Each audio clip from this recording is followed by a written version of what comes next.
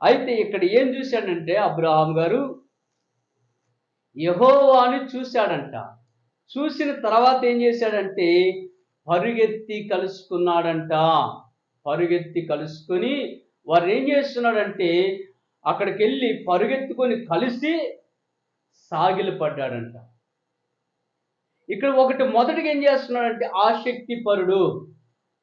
దేని విషయంలో ఆసక్తిపరుడు అంటే దేవునిని కలుసుకునే విషయంలో ఆసక్తిపరుడు తను మొదటిగా.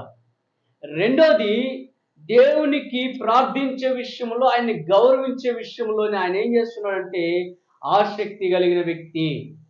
రెండోది ఏంటిది? ఆయన వెళ్ళాడంట, చూశాడంట, ఏం చేశాడంట? సాగిలపడ్డాడంటండి. సాగిలపడ్డాడు ఆయన. దేవునికి ఏం చేస్తున్నాడంటే నమస్కారం చేస్తున్నాడు. దేవుణ్ణి ఏం చేస్తున్నాడంటే ఘనపరుస్తున్నాడు, గౌరవిస్తున్నాడు ఆయన్ని. తర్వాత మనం మూడోది చూసుకున్నట్లయితే నేను త్వరగా ముగించడానికి ప్రయత్నం చేస్తాను, మీరు కూడా త్వరగా రాసుకోండి. అయితే మూడోది ఏం మాట్లాడుతున్నాడంటే ఆయన, అయ్యా ఇదిగో మీరు నా యొద్దకు వచ్చారు కదా, మీరు ఖాళీగా మీరు వెళ్ళటానికి వీల్లేదు. ఏంటిది? ఖాళీగా తిరిగి వెళ్ళటానికి వీల్లేదు.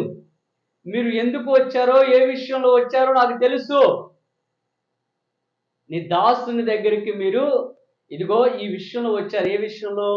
భోజనం చేసి వెళ్ళాలని వచ్చారు అని ఆ రోజు తను ఏమంటున్నాడంటే, అయ్యా తన యొక్క చాలా